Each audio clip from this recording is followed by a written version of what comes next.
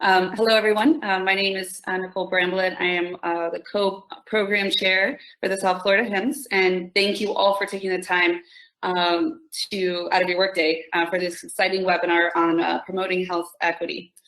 Just a few housekeeping items. Please make sure to turn on your cameras if you can, and stay muted as the presenters are speaking. We will have time at the end of the webinar for Q&A. And please feel free to also use the chat box option on the bottom right-hand corner of your screen to put in any questions that you may have. Also, this webinar will be recorded in case anyone needs to jump off early. Now, I would like to introduce Oscar Perez. Oscar Perez is the Vice President of the Information Technology for Memorial Healthcare System in South Florida, and also our South Florida HIMSS President. Oscar. Thank you, Nicole, and good morning and welcome, everybody. We've got a great session planned for you today. As Nicole mentioned, I'm the president of South Florida HIMSS and also the vice president at Memorial Healthcare System. Today's session is a really important session around the role of social determinants of health and really the transitions that healthcares are going through regarding value-based care and population health. And you're going to hear a lot about that today from some of our great speakers. Before we get started, I do want to say a little bit about South Florida HIMSS. We're a local health IT organization chapter here in South Florida, and we really encourage you to join and participate and volunteer your time as you can. We try to provide a lot of these great webinars at no cost to our membership and really try to provide great events across the board. So if you're interested in joining, please go to our website. You could see it here on the screen. And if you want to become a member, if you're not a member, there's information on there, as well as upcoming events. And again, ways for you to volunteer, whether it's in a committee or get more involved. And we highly encourage that. So again, thank you. And you guys came here to really hear from some of our great speakers. So I'd like to introduce at this time our moderator, who is Paul Salmon. He's the managing director of Lighthouse Consortium, Inc. He's also under contract as OCIO for Pediatric Associates. Paul is a healthcare operations and technology executive with a track record of success in leveraging technology, data, and people for scalable growth and operational excellence. Expertise in the area of pop health, which is appropriate for today's discussion, and data analytics, assisting transition to value-based payment arrangements. He also services on the South Florida HIMSS chapter board as a chair of education committee. So Paul, take it away, and look forward to a great discussion today. Thank you very much, Oscar. I'd also like to second, those of you on the call, on the program, please, if you're not a member, become a member. There's a lot of benefits for being a member of our chapter and HIMSS itself. So we have a really exciting, this is one of my passions, part of value-based health and social determinants of health and how that interplays. We're going to learn a lot today. We've got some great speakers. So we've got two speakers. Dr. Julie Anne Jacko, she's a professor at Nova Southeastern University in the Dr. Kiran Patel College of Allopathic Medicine, where she's founding chair of the Department of Population Health Science. So she comes to us with lots of experience and knowledge in this area. She's got over 13,800 citations. I can go on and on and on, but she can tell you a little bit more about herself. And she'll be our first speaker. Our second speaker is John Gorman. He is the founder and former executive chairman of Gorman Health Group, and which is was a leading consulting practice and technology startup company shop. And he founded Nightingale Partners, and he's going to talk a little bit about that. Again, an expert in this area. So we have two great speakers, very excited. If you have questions, submit them in the chat. We'll get to the questions and answers at the end. And with that, Julie, Dr. Jacko, please start, and we get the program started. Thank you. Thank you very much. You can hear me, I presume. If I could just get a head nod, Paul, that would be great. Terrific. So I am just delighted to be presenting to all of you today on this topic of promoting health equity and social determinants of health. So health equity and social determinants of health are topics that we're hearing a lot about. These are terms and phrases that forms a lexicon that many of us in the domain of population health use on a regular basis. I think the language of social determinants of health is very in vogue right now in healthcare. And so I thought it warranted in this presentation, it warranted a look at the misunderstandings that abound, the confusing terminology that's used in this domain, and to identify the distinctions, because as those of us who care about these topics work, we need to be speaking the same language, and we don't need to be confusing these terms and therefore not having the types of impact that we could have if we were all employing a similar lexicon in the context of healthcare and healthcare delivery. So we need to work to avoid these unintended consequences of bringing the language to bear related to patients' social circumstances in value-based health. So what are these terms and distinctions? We're talking about social determinants of health, and these are that in which people are born, grow, live, and age, and they're of course shaped by the distribution of the resources that they have available to them. And there are classical social determinants of health that many of us speak about: income, education, employment, housing, neighborhood conditions, transportation systems, social connections, and other social factors.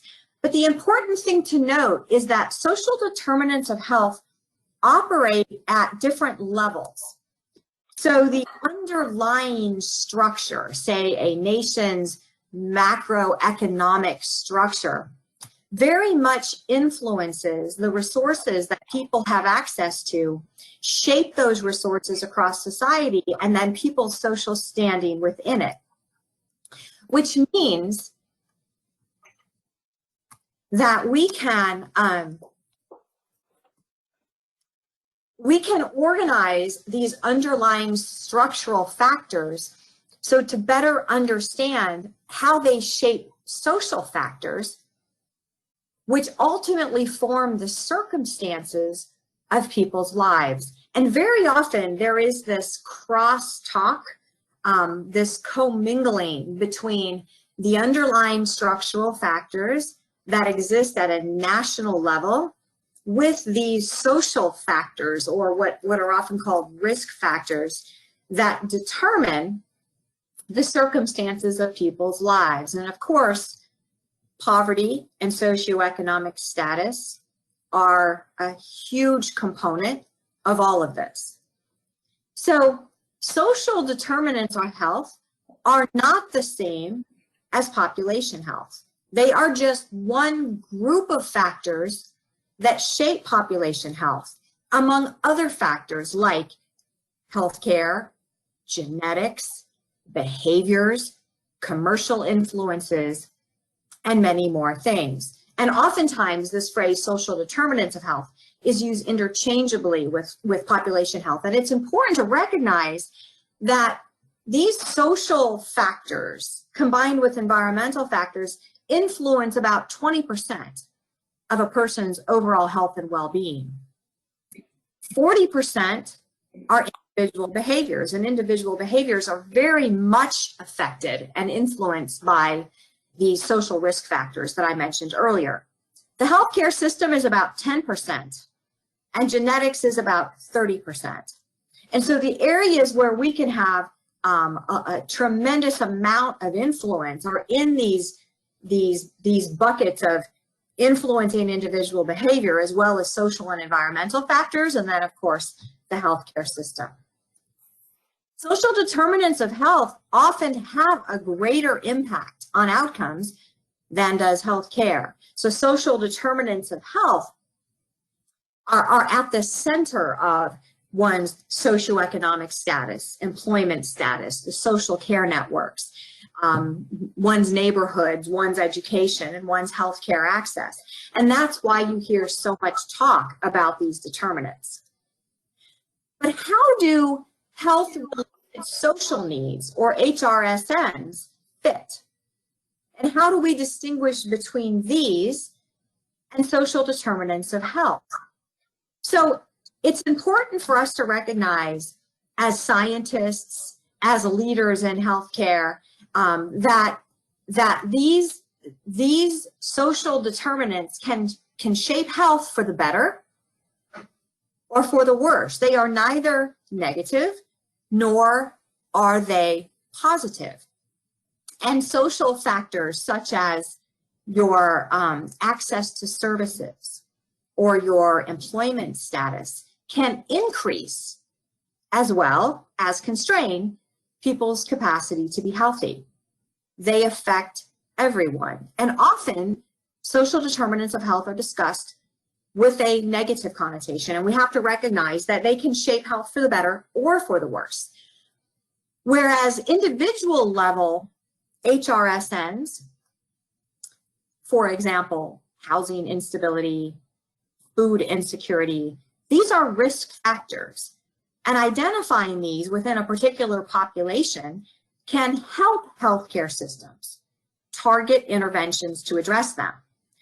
CMS has created these accountable health communities and have developed a 10-item screening tool that covers 5 actionable HRSNs: housing instability, food insecurity, lack of transportation access, utility insecurity, and interpersonal violence. And using this very simple 10-item screening tool enables communities to identify their vulnerabilities and where the interventions need to be focused. So population health then, if we talk about a definition of population health are the outcomes of a group of individuals, including the distribution of such outcomes within the group. You also hear a lot of talk about health disparities, and health disparities are differences in health outcomes between groups within a population, and they are generally systemic, avoidable, and unjust. Health equity, on the other hand, which we're hearing a whole lot about, there's a lot of emphasis on this, thankfully, right now, is the premise that everyone has a fair and just opportunity to be healthier. And this requires removing obstacles to health, such as poverty, discrimination, and their consequences, including powerlessness. And the fact that we should be emphasizing quality education, fair pay, housing, and all of these things that are coming together under this umbrella of health equity.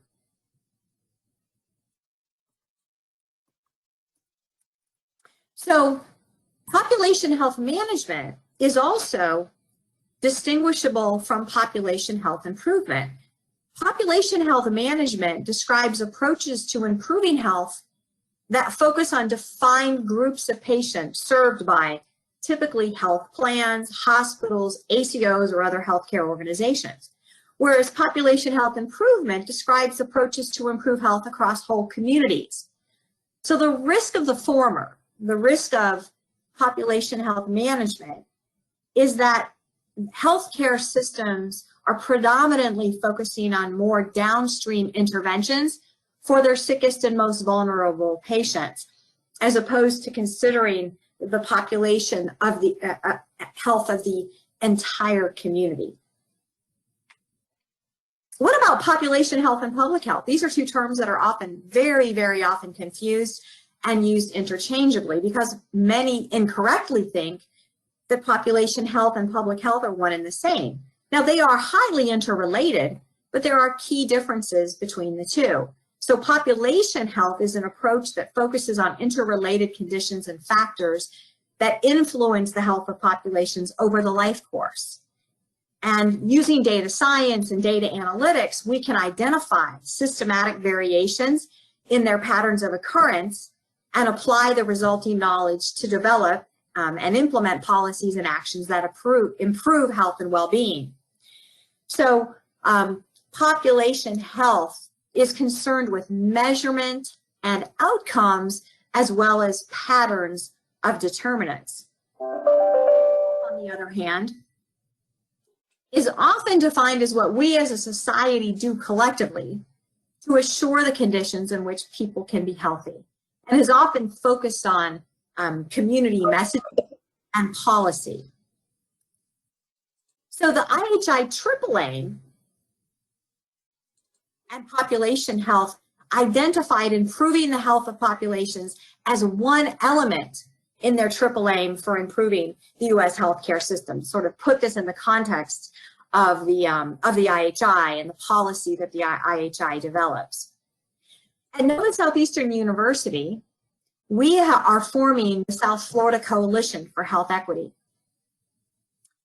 And it is composed of an initial 10 healthcare organizations. They're hospitals, clinics, and practice groups that are led by the Department of Population Health Science under my leadership, that is putting together a 4-year sustainable model for how we can perform organizational gap analyses in the South Florida region for organizations, these 10 and others, of vulnerabilities to health inequities. Where do these inequities exist, and where are the vulnerabilities within the organizations that create these inequities? We're then constructing learning scaffolds for generalized and specific health-related social needs in South Florida, and we're mapping those to the social determinants of health. And based upon the gap analysis and the scaffolding that we're building, we're developing and deploying learning modules that account for those gap analyses, those social needs, the determinants of health, and creating a framework for health equity that translates to very actionable ways to implement them at point of care. And this graphic on the right is a hand-drawn graphic, because this is all happening in real time, that shows how we're doing this over a four-year period, utilizing an iterative process of development, deployment, and evaluation. We're focusing on veterans and older adults. We're focusing on expectant mothers. We're focusing on sexual and gender minorities, as well as ethnic minorities, to create, deploy, and evaluate these modules over a four-year period of time. And this South Florida Coalition is one that you'll see as an emerging influence in South Florida with regard to the mobilization of interventions that can be used to address these social factors or social needs and the social determinants of health that are influencing health equity in our region. And with that, I'll conclude my presentation, and I'm not sure if we're doing questions now or at the end, but I thank you for your attention. It's been a privilege to present to you. Great, thank you, Dr. Jacko. Yeah, we'll take the questions at the end. I think we want to hear from John Gorman, and then we can do the questions afterwards. Okay.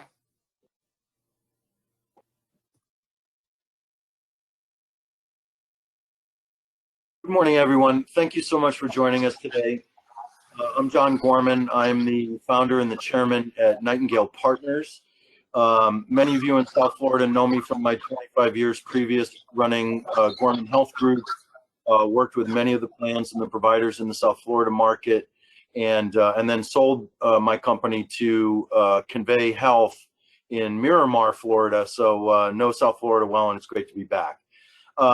Nightingale Partners is our Opportunity Zone Fund, and we make large-scale investments in social determinants of health interventions in partnership with payers and providers to improve health of their communities going forward. And so I wanted to just build on what Julie just presented and really try to bring this down to some practical and business considerations around what social determinants mean for us as value-based providers.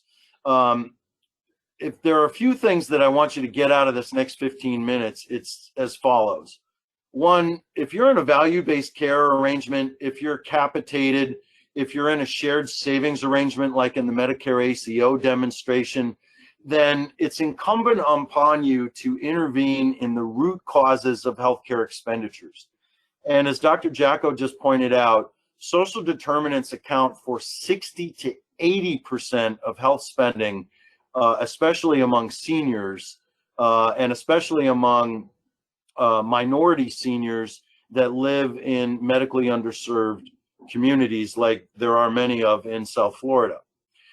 Social determinant of health interventions are beyond just charity or good guy stuff or things that your health system or health plan should be engaged in for PR or marketing purposes, because these interventions, when executed correctly, reliably yield at least 3 to 8x return on investment in terms of the health costs that they reduce. There are extreme examples, like Geisinger up in Pennsylvania did a landmark study in diabetic meals for its uncontrolled senior diabetics a couple of years ago. They found they were spending $300,000 per patient per year on their uncontrolled elderly diabetics. And so they started a meal delivery program for them. And within 14 months, they had that average cost down to $48,000 per member per year. So net of the cost of meal preparation, packaging, and delivery, they saved $192,000 per patient per year net. That was a 35x ROI. And as an investor, as we are at Nightingale, it doesn't get any better than that. So our message to all of you is that, really addressing boldly social determinants of health, which are really just 4 fancy words for poverty, is really the best and only path to bending the curve in healthcare costs if you're under a value-based payment arrangement. Julie covered most of this. I think it's just important to note in South Florida, recognizing that Medicare Advantage and Medicaid really drive revenue for providers and payers in South Florida, that Medicare Advantage and Medicaid have taken some bold steps to allow plans and providers to invest and offer these types of new supplemental benefits. But the uptake on these benefits have been very spotty, primarily for the reason that if plans pay for it themselves, it's going to impact their premium. And as we know, especially in Medicare Advantage in South Florida, zero premium products are what drive the market. And that's really why we came to pass at Nightingale as an opportunity zone fund. We're basically leveraging Republican billionaire capital. There's about $6.2 trillion in capital gains out there that are eligible for investment. And we're investing them in improving the care for vulnerable populations in opportunity zones. We know that social determinants are a top health system priority, and this is certainly the case in South Florida. And as health information professionals, I think you all get the fundamental role that health information services and CIOs play in analytics in helping to identify the populations in greatest need of intervention, and really helping to stratify and target those investments and services to the folks who need them most. Certainly as investors, our priority is on impactable populations and making sure that our capital is being put to work for the folks who need it the most. I want to share some research with you guys here, because there still seems across the health system a healthy degree of skepticism that anti-poverty initiatives yield the kinds of results that we like to see as investors and as health systems in value-based payment arrangements. We've got at least 2 million Americans that are housing insecure, and these numbers have been exacerbated massively by the pandemic and the failure of the Republican Senate to pass an eviction moratorium as part of COVID relief. It's worth noting that the #1 reason for homelessness in South Florida is utility debt evictions, people who can't pay their utility bills and then get evicted as a result. It's worth noting that housing insecure people visit the ER on average 5x per year, and the numbers on those preventable, utterly preventable admissions are pretty staggering. And that housing insecure seniors, as you see, dominate the market in South Florida, incur this rate 8 to 10x. Not such a factor for South Florida in winter, but that is certainly the case. It's also really worth noting that 1/3 of seniors fall every year. I just had a fall by my mother where she broke her hip a second time 2 days ago. This is $12 billion in preventable savings in Medicare Advantage alone. And when you look at the research consensus, all the research shows us that housing those who are housing insecure or homeless reduces healthcare costs by, on average, about 60%. Emergency room costs are decreased by about 61%, and general inpatient hospitalizations are decreased by 77%. Now, housing often has the highest savings, but the largest capital requirements and time to deploy. So it's very important that you have very aggressive planning and development timelines for these types of interventions. Simply enrolling patients in social welfare programs that they are already eligible for has been shown consistently to save over $2,100 per patient per year. This includes signing people up for Medicaid, especially dual eligible seniors, but also just for simple programs like SNAP or food stamps, for low income heating assistance or utility relief programs. I mean, these types of programs save your members and provide them far greater economic security when they're enrolled, and as a result, have significant impact to healthcare savings. Across South Florida and the U.S. generally, the deployment of community health workers, these are basically social workers without the license. They're folks from these underserved communities, so they know them well. They're typically paneled to the most vulnerable members, and as a result, they consistently show over $2,200 per member per year in savings, and they're the reason that they are the linchpin of meaningful social determinant intervention. Certainly, they are the backbone of everything that we do in our investments at Nightingale. Non-emergent medical transportation, again, consistently shows $2,200 per member per year in savings, and recognizing that seniors are the most vulnerable group here for transportation insecurity, and that public transportation across South Florida is pretty terrible. This one area would be of enormous impact to patients and members of health plans from day one. But nothing has greater impact than just meeting the basic needs of feeding people who are hungry. And again, this is another group that has been substantially exacerbated during the pandemic, given 26 million new people unemployed during this crisis. And, you see on the news every night just a miles-long line of people coming to food banks and other sources of food security. So this is one where we know fully 1/3 of seniors, and during this pandemic, approaching half of seniors in Medicare Advantage are known to be food insecure. This is one of the most meaningful interventions that are out there, just as simple as feeding people.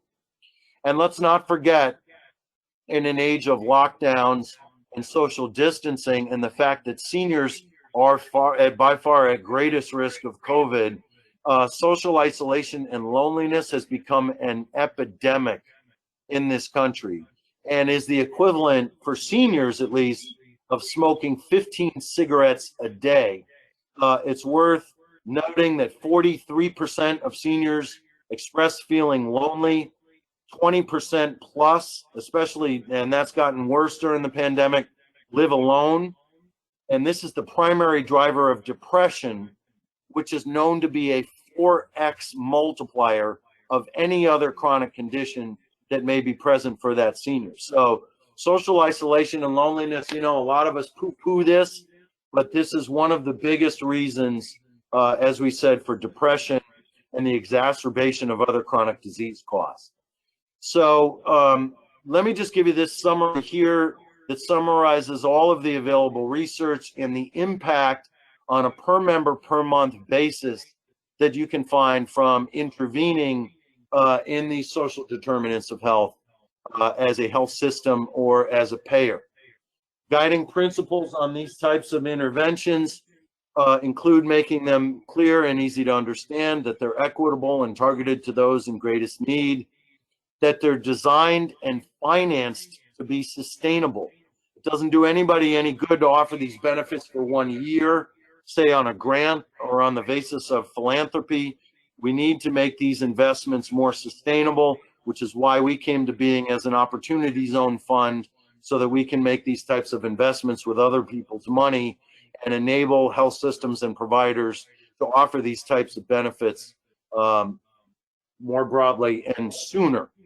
And I think it's incumbent on all of us in a value-based payment arrangement, or if we're a payer, to recognize that the new normal in network management is going to be engaging social services providers like Meals on Wheels or local transportation capabilities, like could even be, a fleet of church vans that basically sit idle except on Sundays to bring people to church. Those can be tremendous partners of community transportation options to help people get to their doctor's appointments during the day or to drop off prescriptions and meals at night. So to just give you some examples of some of this stuff at work, here are 4 examples of some of our investments, just to show the impact of community health workers, where in year 1 or 2, we're investing $4.5 million in this one project. And what we're going to see in year 4 and year 5 is 4 to 5x that investment on an annual basis coming back in terms of saved healthcare costs. In homelessness, we're doing one project, we're investing about $11 million in years 1 and 2. And in year 4 and 5, we're going to see double that come back in healthcare savings. And those numbers triple in years 7 through 10. Diabetic meals, as we said earlier, are some of the most impactful interventions that can be undertaken. On one project, we're investing about $11.5 million in years 1 and 2 with a payer. We're going to see that double and then quintuple in year 5 as a result of the enormous savings that you just see by feeding people. Transportation similarly has tremendous results, as we said earlier. In one project, we're investing $3.75 million in years 1 and 2. We're going to see that come back in savings by a factor of 2x in years 4 and 5.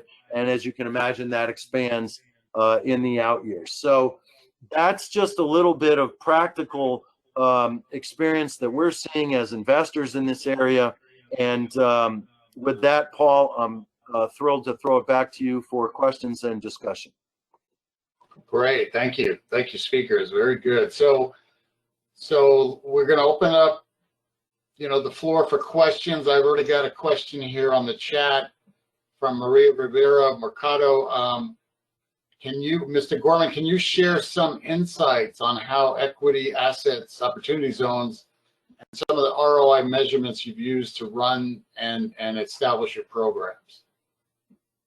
Sure. Probably the easiest way would be to just hit our website at nightingalepartners.org. We've got a huge library of these studies that are there. I post frequently on LinkedIn on these studies, as does my innovation officer, Pam Taylor, on LinkedIn.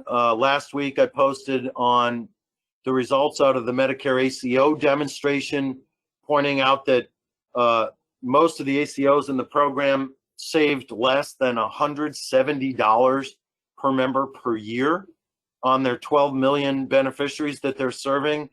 I just was not impressed at all based on the results that we're seeing in our investments, as well as what the research shows.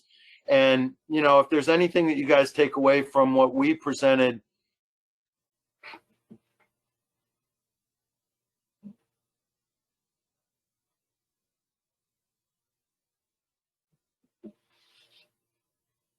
I think you just went on mute. Yeah, I think we lost him. So we'll wait for him to come back. John, I don't know if you can hear us, but we're having trouble hearing you. There you go. Shows quite a few of those studies in regular course as well. Okay, great. So any other questions from the audience? You can unmute yourself if you like. We have a question from Sophia. Oh, excuse me. We have a question from a Sophia. It says, Dr. Jacko, will you share who the 10 organizations you are partnering with?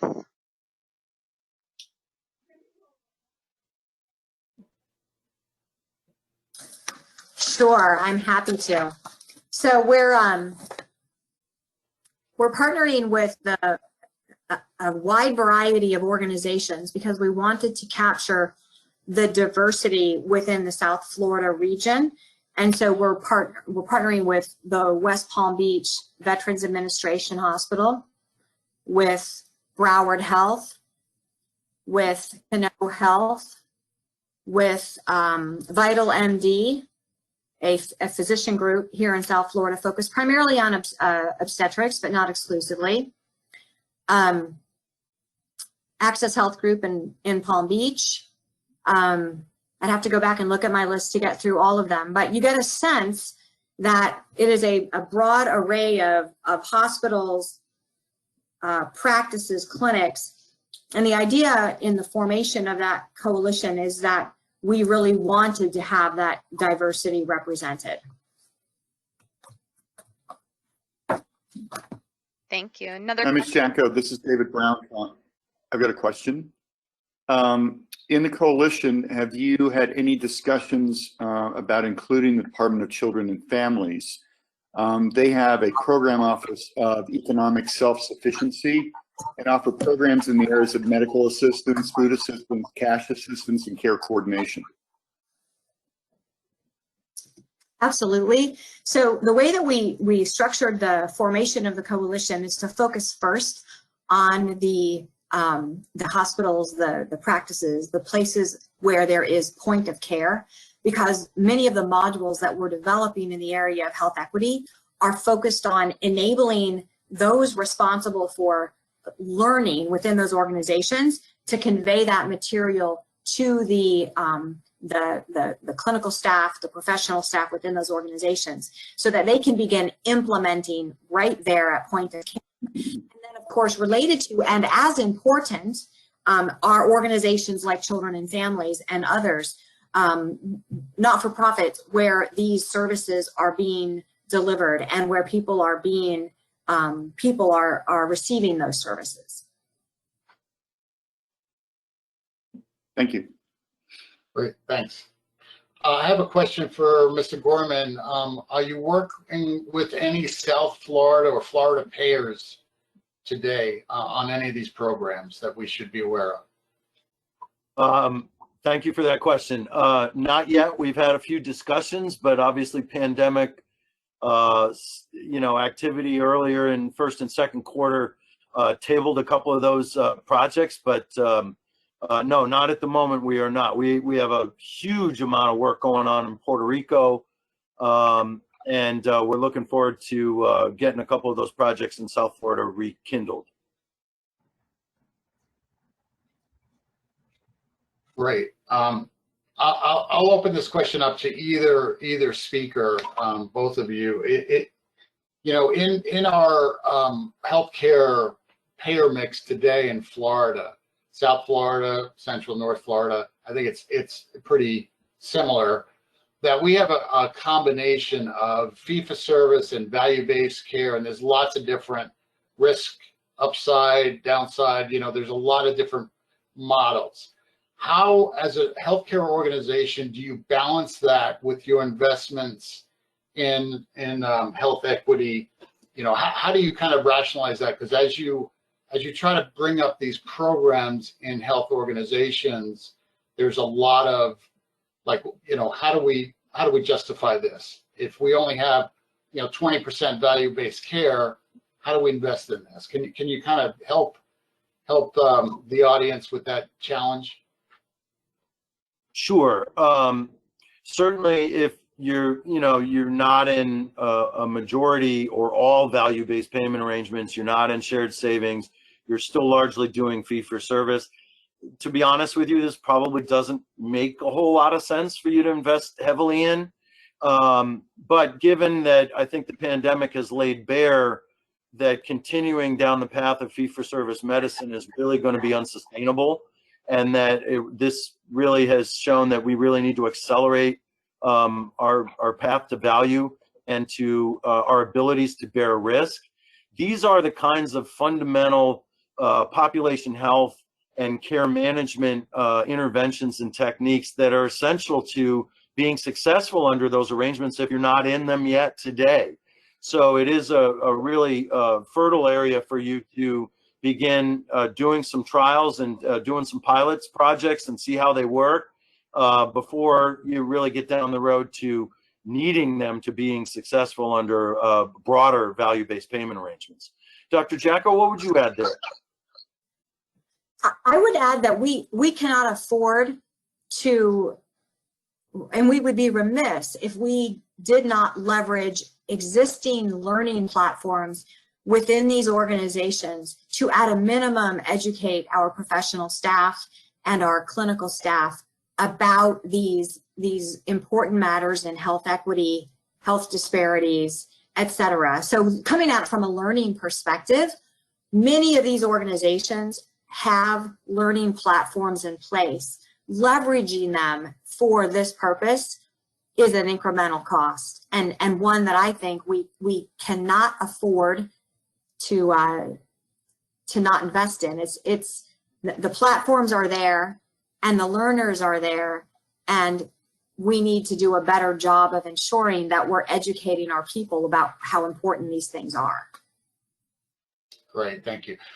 Dr. Jacko, how and then I'll ask John the same question. What's the role of analytics in getting this started? I mean, it seems a little obvious, but if you can both kind of talk to that, and how do you get started, and what's important for an organization to start, building this? I was so glad to see one of John's slides focus on this, because analytics is the backbone of all of it, because what we're really talking about are data and the methods and the techniques that we use to get those data and to arrive at the solutions that those data afford us is entirely dependent on how smart our analytics are. That's an area at Nova Southeastern University where we're really excelling. And it's the combination. You can have a whole lot of data. In fact, a lot of organizations have a whole lot of data. Without the smart analytics, they have nothing. And in this area in particular, getting those data can be very, very tricky. Knowing how to manage those data and analyze those data requires immense expertise, and that is absolutely essential. Yeah, I mean, analytics is where the whole shooting match starts for us as investors, because if I've got to go to a Republican billionaire and say we didn't spend your money wisely by just spreading it all over South Florida rather than in the communities that needed it the most and the patients who needed it the most, I'm getting laughed out of boardrooms. We developed a proprietary solution at the outset of our company that allows us to analyze over 5,000 sources of public data to begin our market analyses and to figure out where the need is greatest. And then we partner with a provider, local providers or local payers. We then augment that analysis with their claims data to really be able to bring it down to an individual and a household level, so that we can then aggregate up to, say, a block, a zip code tract, to a county even, to figure out where the needs are greatest. And it really is that data that tells us what the needs are. It can be just a matter of blocks where you'll see dramatic differences in what needs are based on things like housing stock, economic development, whether or not there's available work for people, whether or not it's a medically underserved community and there's a shortage of essential providers, especially around primary care. All of those things vary wildly from community to community. And, you know, the first way to failure in population health or in social determinants more specifically is to take a shotgun approach rather than a rifle approach.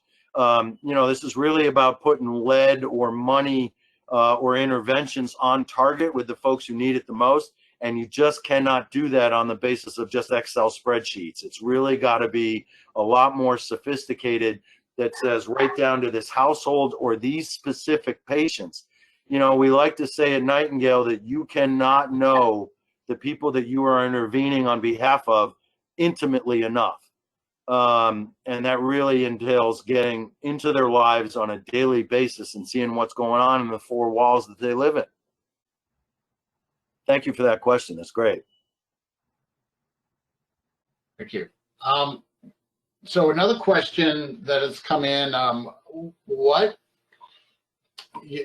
we have, I mean, in the state, there's a lot of social programs, local, you know, county, state, regional, a lot of social programs. How do we coordinate healthcare and these analytics that we're going to be building and effectivity and key performance indicators with the health equity? How do we coordinate that? Maybe, I don't know if it's at the state level, local level. I mean, it seems like you said, John, a shotgun approach. How do we change the shotgun approach of all of this money going out? We're not sure if it's effective now and really impacting healthcare cost and health equity. I mean, both of you, do you have any ideas of how to do this? I know you have the coalition, but how do we kind of get this at a state level? We have a very strong, in this chapter, a very strong advocacy focus. We've won the awards and national hymns for having a very advanced advocacy program. Is there anything we can do as a chapter at the state level or local level that helps this initiative? I can begin, and I know John will have follow-up to what I'm saying. I think that we as a state have not done a good job capturing our health-related social needs. We have not put structure around them. We don't know exactly what those needs are on a community by community basis. And so I think part of the solution here is ubiquitous and comprehensive screening at point of care for these health-related social needs. And until we have enough data on those and we understand what's happening on a community by community level, on even smaller than zip code by zip code level, we are not going to do a good job of distributing the interventions and the money and the services, because we're not connecting the people to the services because we don't understand what their social needs are. And it is those social needs that drive the risk for all of the problems that both John and I have identified with regard to food and housing and transportation and isolation, et cetera. It's a wonderful point, Dr. I would Jacko, agree with that it really does have to start with screening.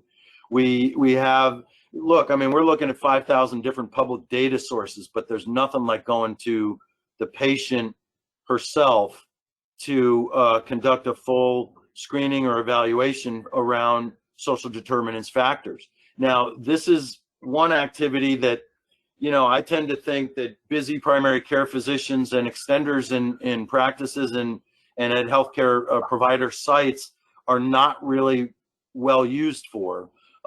These folks are overburdened already. This is the role, the critical role, as I mentioned earlier when I was presenting, around a community health worker. Community health workers are the ones that should be out there doing these assessments on your behalf, so you're not overburdening your PCPs and their extenders. But that provides you the baseline of information of what people's needs are, and then you aggregate that up as you start to build your database of you know, what people in our community will need. And to your original point, Steve, I really think this has to be driven locally. I mean, this is about as local as healthcare gets, is in assessing and intervening in social determinants. And I think if you just start there and you work your way up, you'll see consistent patterns in what needs are across communities. you know, but again, they're very different from population to population. The needs of an elderly Hispanic community in South Florida are going to be wildly different from those of, say, an elderly Haitian community in South Florida. And for that reason, I really feel, and I think Julie would agree, this stuff has to be driven locally, and then advocating, you know, on a statewide or county basis from there.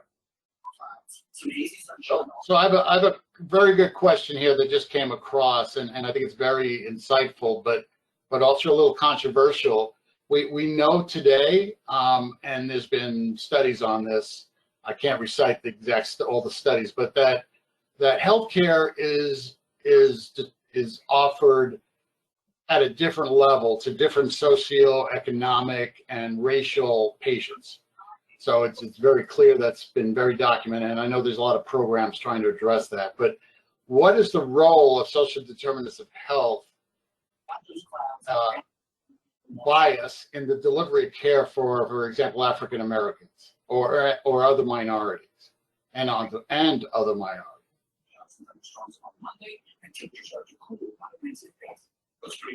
I'm not sure that I understand the question. Perhaps you could clarify that a little bit. All right, I'll try to explain it, and I may not be communicating as well as it's written, but we have the delivery of care, and then we have the social determinants of health, which drive the needs of the patients and the community, right?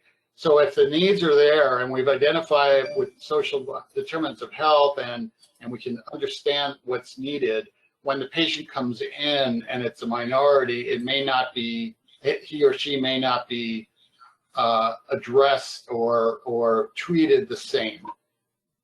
And it's kind of the other side of the coin, so to speak. And it's a difficult question. I don't know if it really applies to what our discussion is right now, but it's important to talk about. I think it's germane, certainly in the context of health disparities, and you know how poorly, especially minorities in this country, are treated by our health system. Which, you know, let's face it, guys. I mean, our health system reflects the systemic racism that this country was born of. It is very well documented that Black and Latino patients receive vastly different health services, both in type and in number. We know, for instance, that African American mothers are far less likely to receive pain medications in childbirth or in aftercare. We know that there are huge disparities in how elderly African American patients are treated in cancer care or in pulmonary care or cardiac care. I think that really kind of speaks to cultural competency and recognizing that health disparities are real, and that we need to start first with treating all of our patients the same, regardless of what they look like, where they live, or where they came from. And then that speaks more broadly to social determinants at the community level, and recognizing that this stuff is just endemic in lower income minority communities, especially in South Florida. I mean, South Florida is one of the most notorious medically underserved areas, and places where you see just some of the worst disparities in care in this entire country. Julie, what would you add? We have the opportunity, I agree with you, and we have the opportunity here in South Florida to study groups of people and the way that they access and receive care. For example, the Caribbean immigrant population is a great example of a population that's very unique to South Florida. And the number of Caribbean immigrants in South Florida is staggering. And yet we know very, very little about them. If we focus, for example, on cancer, just in way of example, we know very little as researchers and as scientists about why we see larger numbers of diagnoses of cancer within that community, why it's harder for those individuals to live with cancer as a chronic disease. And we just don't know because they're understudied. So I think it's also important to emphasize not only are these disparities at point of care, as John has mentioned, but there's also disparities with regard to who has been studied. And looking at these understudied populations, I think is an important piece of the puzzle. Thank you. Very good. And I apologize for my bumbling on the question. One question, I know we have about 5 minutes left, and this is a great, I hope everyone is really getting a lot out of this. What is it going to take to get health equity kind of in the mainstream for healthcare and kind of, again, relate or linked up with social services at the community level? Because, you know, your healthcare is local, the social services should be local. How do we get that? What is it going to take to get that kind of mainstream? I think that the key to all of it is investment. So we need to see federal agencies and state agencies and private foundations investing more in research and development that is focused in this area, so that folks like me who engage in research and development have the money we need to study these underserved populations and create innovations. And then, of course, further down that continuum is where John comes in, and I'll let him speak to it. But again, the type of investment that he makes is absolutely essential. Certainly people are going to follow money. You know, we're only, you know, one of the things that I loved about the Medicare Advantage supplemental benefit policy was that they did it. What I hated about it was that they didn't provide any additional money for these guys to do it. But then again, that created the opportunity for us to enter the market with sustainable capital to finance this stuff. I think a couple of things. One is just broader awareness that that this is the reality for the vast majority of not just ethnic minorities in this country, but just low-income people generally. I mean, social determinants affect far more lower-income white people in pure numbers than you see among vulnerable minority populations. But so I think awareness is critical. But I also think a big part of it comes out of policy. And I think Democratic administrations have typically been far more aware of and focused on improving health equity than recent Republican administrations have been. You see that in regulation, you see that in guidance, and importantly, you see it in standard setting in Medicare and Medicaid, especially around the quality standards in the star rating system that drives so much revenue in Medicare Advantage and in Medicaid. And we know that the standard setting agencies in both of those programs, like NCQA, like the Pharmacy Quality Alliance, like the National Quality Foundation, more and more of their measures are focusing on reducing disparities. They're focusing more on vulnerable populations like dual eligibles. They're focusing on functions like mental health parity, which are, you know, epidemic in vulnerable lower income communities. And I think it's really that activity that has the most promise for getting plans to focus on this. I think there is definitely an arms race going on right now among the major payers and health systems around investments in social determinants of health. Certainly we saw $700 million being invested by some of the leading health systems across the country earlier in second quarter this year.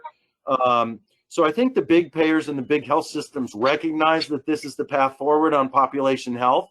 It's really just, I think, at this point going to be about getting analytic capability to catch up and then finding new sources of sustainable capital to invest in the interventions that would follow. Okay.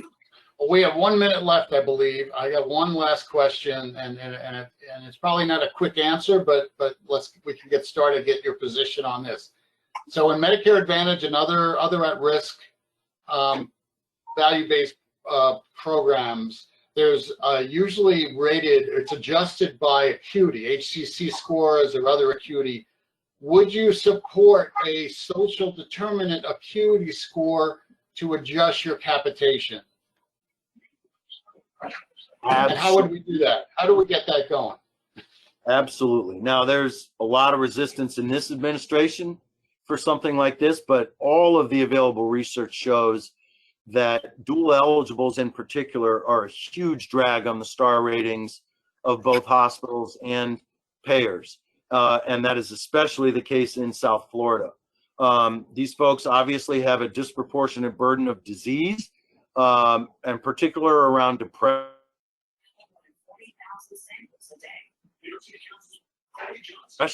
And as a result, in the CAHPS and Health of Seniors surveys, which drive 50% of star ratings, guys, they typically crap all over their local health system or the payer that they're enrolled in because they're depressed and they just don't feel like they're getting any healthier. You see immediate and dramatic impact on both CAHPS and Health of Seniors score surveys when major social determinant of health interventions are enacted. And you also see a dramatic reduction in provider burnout in those systems and health payers that have committed themselves to big investments in social determinants of health. Because it's frankly just a hell of a lot less exhausting to be dealing with patients whose basic human needs are being met on a day-to-day basis. Julie, what would you add there? Yeah, I mean, given the available time, I'll add a huge hearty yes to all in the interest of time, although I could talk about it for, hours. Thank you. I would like to, I think maybe we'll have you both back, I hope, to follow up on this and maybe get more into the analytics and some other research attributes. I think this is an exciting topic. Please give us your input as members and participants of the program. Let us know how we're doing. And with that, thank you so much, speakers. We really appreciate your time and knowledge on this. Thank you for having us. Thank you for having us. Nicole, do you take over? Thank you so much, everyone. Yes, thank you, everyone, for joining us today. Please remember, we do have another program on October 8th. Grant, would you like to give a brief synopsis of that? So on October 8th, we're going to have a provider speak from South Florida. I think it's a South Miami hospital, talking about the work from home experience that a lot of us are having and what that looks like from a provider perspective as well as from the employee perspective. So look forward to that, as well as on October 22nd. That's going to be Cybersecurity Month, and we're going to have a public forum around cybersecurity. So look forward to seeing everyone. And thank you, presenters, and thank you for Paul for being the moderator today. And I hope to see everyone again at the next webinar. Thank you. Thank you.